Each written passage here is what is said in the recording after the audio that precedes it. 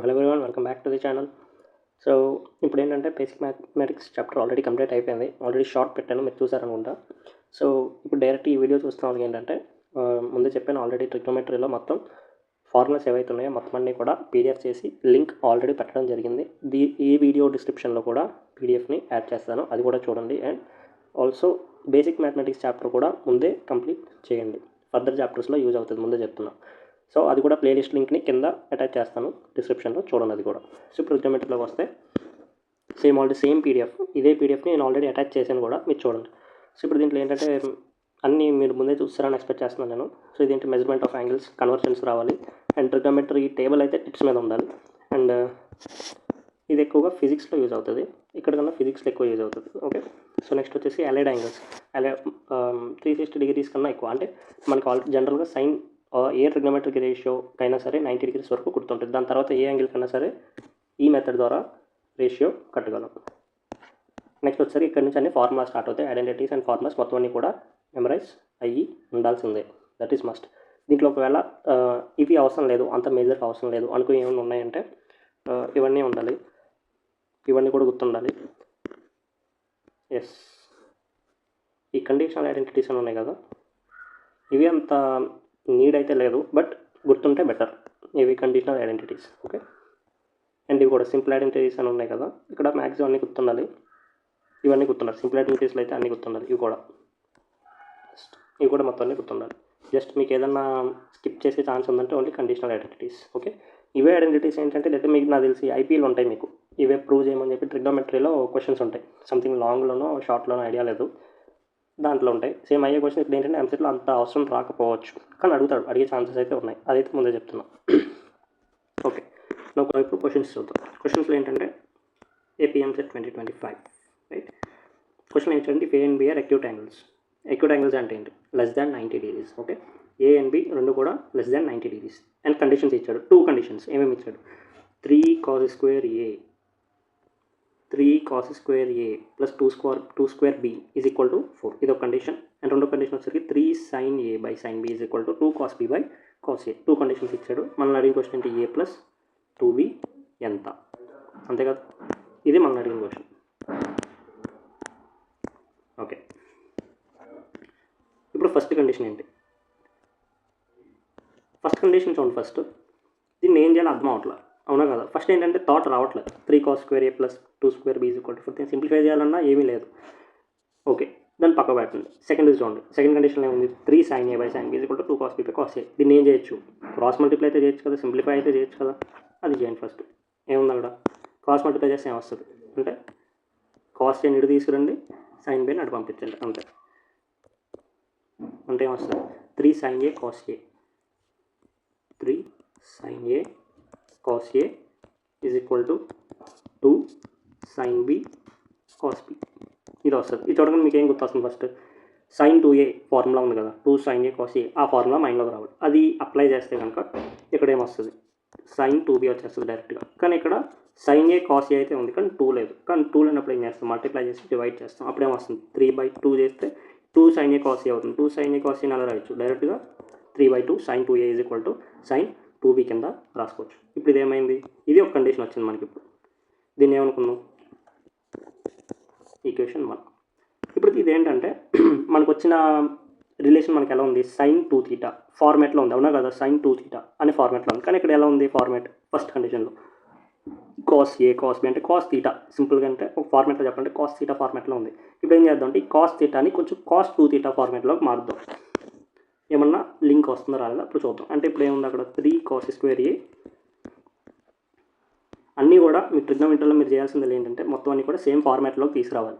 ప్రతి trigonometric ratio ఏది ఇస్తే అది 3 cos square A plus 2 cos square B, 2 cos square B equal to 4.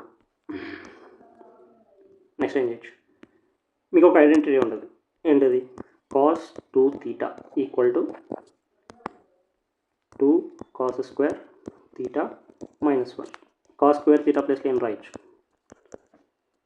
cos 2θ plus 1 upon 2. ఇప్పుడు దీన్ని యూజ్ చేసుకోబోతున్నాం మనం, అర్థమైందా లేదా? అంటే ఇప్పుడు cos square A ప్లస్లో ఏం రాయొచ్చు? 1 plus cos 2a upon 2 plus మళ్ళీ కాస్ స్క్వేర్ బి ప్లేస్లో ఏం రాస్తాం 1 ప్లస్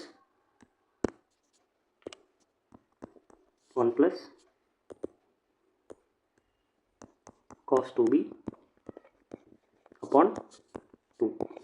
ఇది పక్కన ఉన్న డైరెక్ట్ చేస్తాం.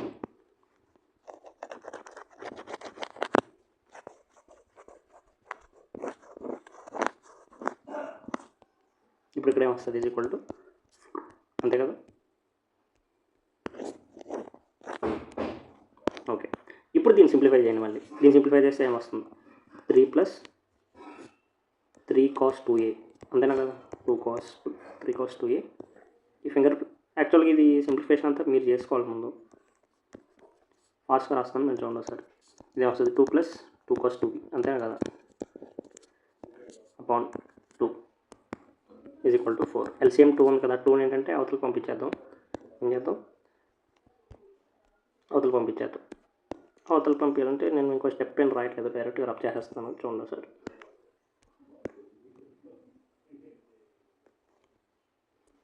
ఓకే, ప్లస్ ఇదేంటంటే అవతలు పంపించాను కాబట్టి ఇదేమవుతుంది ఈజ్ ఈక్వల్ టు 4 2 8. ఇప్పుడు 3 ప్లస్ 2 ఎంత 5 plus 3 cos 2a plus 2 cos 2b is equal to 8. ఇప్పుడు ఈ 5 అవతలు పంపించేస్తే 3 అవుతుంది కదా. ఏమవుతుంది 3. ఇప్పుడు కండిషన్ వచ్చింది, ఏదో కండిషన్ వచ్చింది. ఏమొచ్చింది కాస్ 2 థీటాస్ ఫార్మాట్లో వచ్చింది. This is equation 2. ఆ పాయింట్ అర్థమవుతుందా? ఎక్కడి వరకు ఓకే కాదు. ఇప్పుడు ఏమైంది, ఎక్కడి వరకు వచ్చింది 3/2 sin 2 is equal to sin 2b. ఒకటి sin 2 థీటా ఫార్మాట్లో, ఇంకోటి కాస్ 2 థీటా ఫార్మాట్లో ఉంది. హాఫ్ ఆన్సర్ అయింది. ఇప్పుడు నెక్స్ట్ ఏం చేద్దాం, అక్కడ సైన్లో ఉంది, ఇక్కడ కాసుల్లో ఉంది. ఏం చేద్దాం, మొత్తం అన్నీ కూడా సింగిల్ రేషియోలోకి తీసుకొద్దాం. ఇప్పుడు ఏం చేద్దాం అంటే ఫస్ట్ 3 sin 2a ఉంది కదా, దాన్ని తీసుకొచ్చి కాసుల్లో కన్వర్ట్ చేద్దాం. అంటే ఏం చేయాలి, first squaring on both sides చేద్దాం. ఎందుకు చేద్దాం sir squaring on both sides అంటే చూడండి ఎందుకు అర్థమవుతుంది. 3 sin 2a హోల్ స్క్వేర్ చేస్తే ఏమవుతుంది 9/4 sin స్క్వేర్ 2a అంతే కదా. Squaring on both sides.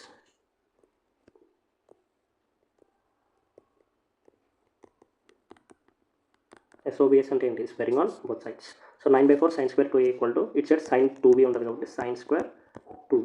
ఇప్పుడు ఏం చేస్తారు, సైన్ ఏం చేస్తారు, sin స్క్వేర్ థీటా అంటే ఏంటి 1 మైనస్ కాస్ స్క్వేర్ థీటానే కదా. అంటే 9/4 into 1 minus cos square 2a is equal to దీని అలా right 1 minus cos square 2b. ఇప్పుడు సింప్లిఫై చేయండి, ఏమొస్తుంది 9 minus 9 cos square 2a which is equal to 4 minus 4 cos square 2b. ఇంకా సింప్లిఫై చేస్తే 9 మైనస్ 4 5 కాబట్టి దీన్ని ఇటు పంపండి, దీన్ని ఇటు పంపండి. ఏమొస్తుంది 9 cos square 2a minus 4 cos square 2b which is equal to 4 ఇటు పంపాం కాబట్టి 9 మైనస్ 4 5. ఇప్పుడు ఇంకో ఈక్వేషన్ వచ్చింది, ఏంటది ఈక్వేషన్ 3 అనుకుందాం. ఏంటది 9 cos square 2a minus 4 cos square 2b equal to 5. ఇప్పుడు ఈక్వేషన్ ఏమైంది, మళ్ళీ కాసుల్లోకి వచ్చింది. ఏంటంటే ఒకటి 3 కాస్ 2a ఆ ఈక్వేషన్ ఒకటి ఉంది, ఇంకోటి 9 కాస్ స్క్వేర్ 2a ఒక ఈక్వేషన్ ఉంది, అవునా కాదా. ఇప్పుడు కాస్ 2 థీటా ఫార్మాట్లోకి వచ్చినాయి, రెండు కాస్ 2 థీటా ఫార్మాట్లో ఉన్నాయి. కానీ ఒకటి జస్ట్ కాస్ 2 థీటా ఫార్మాట్లో ఉంది, రెండోది కాస్ స్క్వేర్ 2 థీటా ఫార్మాట్లో ఉంది. ఇప్పుడు దీన్ని ఏం చేద్దాం, దీన్ని స్క్వేర్ ఫార్మాట్లోకి తీసుకొద్దాం అంతే. సో ఇప్పుడు ఇక్కడే ఉంది 1 సెకండ్. ఓకే, అప్పుడు ఈక్వేషన్ ఏముంది 3 cos 2a plus 3 cos 2a plus 2 cos 2b equal to 4/3. ఇక్కడ ఉంది 3 cos 2a plus 2 cos 2b equal to 3. ఇప్పుడు ఏం చేస్తానంటే ఒక టర్మ్ని ఇటు సైడ్ తీసుకొచ్చి మిగతాదంతా రైట్ సైడ్ తీసుకెళ్తాను. అంటే ఇప్పుడు నేను ఏం చేస్తానంటే కాస్ 2b లెఫ్ట్ సైడ్ ఉంచుతాను, మిగతాదంతా కూడా రైట్ సైడ్ తీసుకొస్తాను. Is equal to 3 minus 3 cos 2a అంతే కదా. ఈ రెండిట్లో 3 కామన్ తీయచ్చు కదా, అవునా కదా.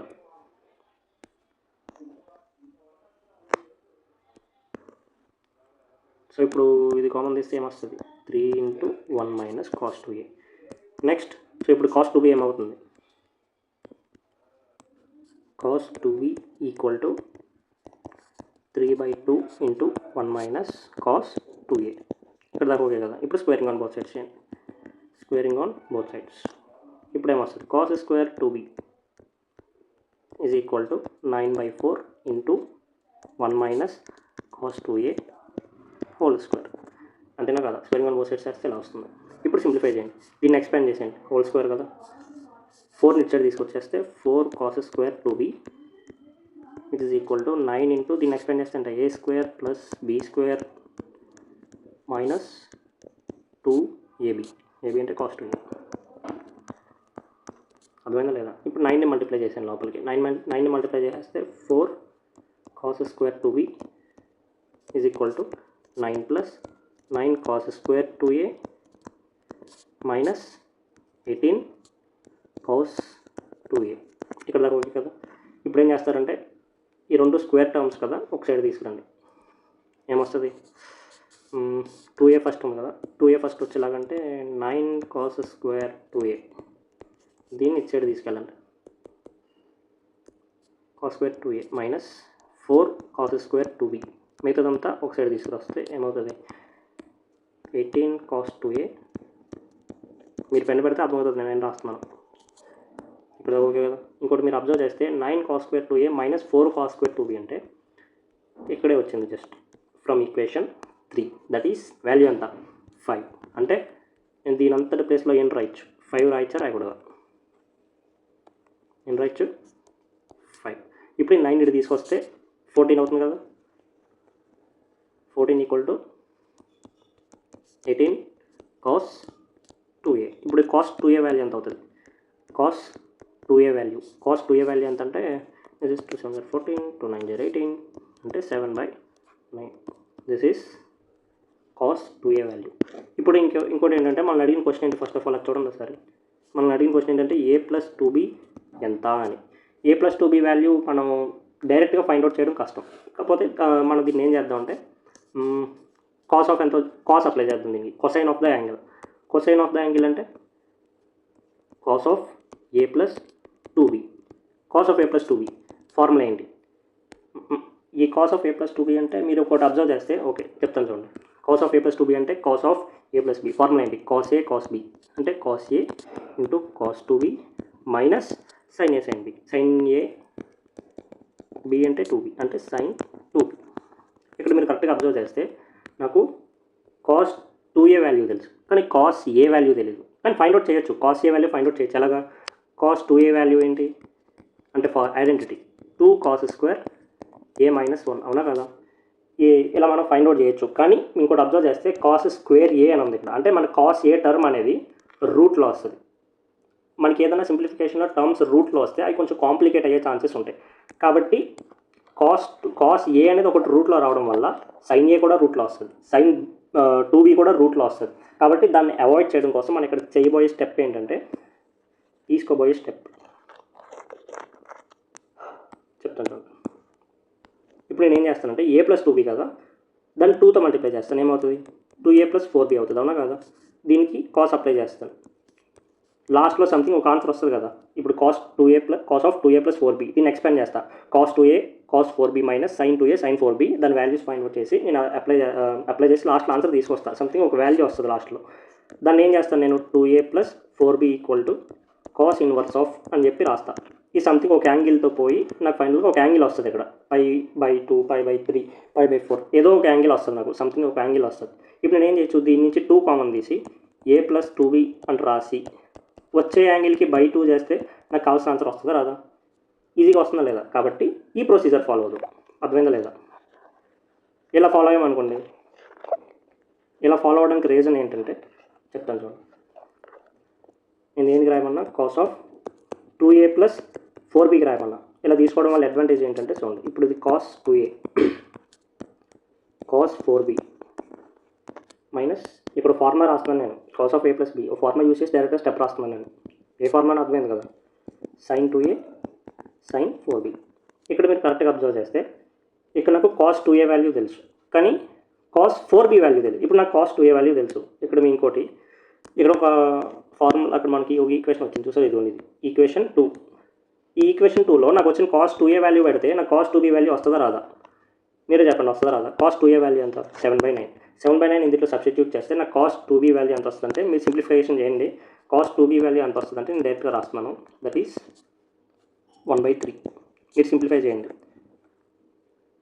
మీరు చేయండి. కాస్ 2a వాల్యూ ఎంత? 7/9. దీంట్లో సబ్స్టిట్యూట్ చేయండి. 3 × 7/9 + 2 cos 2b = 3 చేస్తే మీకు కాస్ 2b వాల్యూ వస్తుంది. That is cos 2b = 1/3. అంటే ఇప్పుడు మీకు ఏం తెలుసు? కాస్ 2b వాల్యూ తెలుసు, కానీ కాస్ 4b వాల్యూ తెలియదు. కాబట్టి ఇక్కడ మీరే ఫార్ములా అప్లై చేస్తారు. మళ్ళీ same formula cos 2θ formula apply చేస్తారు, కానీ 2θ ప్లేస్లో 2 దగ్గర 2b ఉంటుంది. ఇక్కడ పాయింట్ అర్థమైంది. ఇది θ. ఇప్పుడు మీకు అంటే ఫార్ములా ఏమవుతుంది? కాస్ 2θ కాబట్టి 2 cos² θ ప్లేస్లో ఏం రాస్తారు? 2b - 1. ఫార్ములా అనేది ఇలా వస్తుంది. ఇప్పుడు మీకు కాస్ 2b వాల్యూ తెలుసు కదా, ఇక్కడ సబ్స్టిట్యూట్ చేశారనుకో మీకు direct answer cos 4b value వస్తుంది. కానీ మీకు ఇక్కడ ఏది కూడా రూట్లో వాల్యూస్ రాదు, డైరెక్ట్ సింప్లిఫైడ్ రేషనల్ నెంబర్స్ వస్తాయి. కాబట్టి పర్లేదు. అర్థమైందా లేదా? ఎందుకు అర్థమైంది కదా నేను ఎందుకు తీసుకు a + 2b కాకుండా 2a + 4b తీసుకోవడానికి మెయిన్ రీజన్ అర్థమైంది కదా. ఓకే సార్, అర్థమైంది సార్. ఇప్పుడు మీకు సైన్ 2 ఏంటది కాస్ 2a వాల్యూ వస్తుంది, కాస్ 4b వాల్యూ వస్తుంది. కానీ sine 2a value, sine 4b value లేదు సార్. దీనికి ఏం చేస్తారు సార్? ఇప్పుడు మీరు cos 4b value find out చేస్తారు. ఎలా ఫైండ్ అవుట్ చేస్తారో చెప్పాను కదా. దేని వాల్యూ? కాస్ 4b వాల్యూ ఎలా ఫైండ్ అవుట్ చేస్తారో చెప్పాను, కానీ అది దాని వాల్యూ ఏంటో నేను డైరెక్ట్గా రాస్తున్నాను. నేను కాస్ 4b వాల్యూ వచ్చేసి 1 సెకండ్. కాస్ 4b వాల్యూ వచ్చేసి -7/9. మీరు ఫైండ్ అవుట్ చేయండి. ఏ ఐడెంటిటీ యూస్ చేస్తారు చెప్పండి. జస్ట్ ఇందాకే బ్యాక్ వెళ్ళి చూడండి ఒకసారి. సో కాస్ 2a వాల్యూ వచ్చింది, కాస్ 4b వాల్యూ వచ్చింది. ఇప్పుడు సైన్ 2a వాల్యూ ఎలా ఫైండ్ అవుట్ చేస్తారు? మీ దగ్గర కాస్ 2a వాల్యూ ఉంది ఆల్రెడీ, చూడండి ఒకసారి. సో సైన్ 2a ఫార్ములా ఏంటి? ఒకటి √1 - cos² 2a. మీ దగ్గర కాస్ 2a వాల్యూ ఉంది ఆల్రెడీ. సో దాన్ని సబ్స్టిట్యూట్ చేస్తే మీకు సైన్ 2a వాల్యూ వస్తుంది. సో సైన్ 2a వాల్యూ ఎంత అంటే మీరు సింప్లిఫై చేయండి, నేను డైరెక్ట్గా రాస్తున్నాను. సో సైన్ 2a వాల్యూ వచ్చేసి 4√2/9. 4√2/9. ఇప్పుడు సైన్ 4b వాల్యూ కూడా ఫైండ్ అవుట్ చేయండి. సేమ్ ఇప్పుడు సైన్ 2a ఎలా ఫైండ్ అవుట్ చేశారు? Sign 2a = √1 - cos² 2a. ఇప్పుడు సైన్ 4b మీకు ఆల్రెడీ కాస్ 4b వాల్యూ వచ్చింది, కాబట్టి మీరు ఏ ఫార్ములా వాడతారు? Sign 4b = √1 - cos² 4b. అది ఫైండ్ అవుట్ చేసుకుంటే మీకు సైన్ 4b వాల్యూ ఎంత వస్తుందంటే మళ్ళీ సేమ్ వస్తుంది నాకు తెలిసి 4√2/9. నేను ఆల్రెడీ చేసాను క్వశ్చన్. ఇక్కడ ఇది మళ్ళీ సింప్లిఫికేషన్ చేసి మళ్ళీ వీడియో లెంగ్త్ పెంచడానికి అని చెప్పి డైరెక్ట్గా రాస్తాను. జస్ట్ సింప్లిఫికేషన్ ఇది మీరు చేయండి. ఓకే కదా. ఇప్పుడు వాల్యూస్ వచ్చేసినాయి. ఈ వాల్యూస్ అంతా ఇక్కడ సబ్స్టిట్యూట్ చేయాలి. ఇప్పుడు దేంట్లో ఇప్పుడు వాల్యూ సబ్స్టిట్యూట్ చేస్తే దేంట్లో కాస్ ఆఫ్ 2a + 4b = ఇక్కడ చూడండి cos 2a × cos 4b. cos 2a value ఎంత? 7/9. cos 4b వాల్యూ ఎంత? -7/9. 7/9 × -7/9 minus sine 2a sine 4b. Sine 2a value ఎంత? 4√2/9. సైన్ 4b కూడా 4√2/9. రెండు వాల్యూస్ సేమ్. కాబట్టి ఇక్కడ ఏం చేస్తారు? 4√2/9 కదా, 4√2/9² రైట్.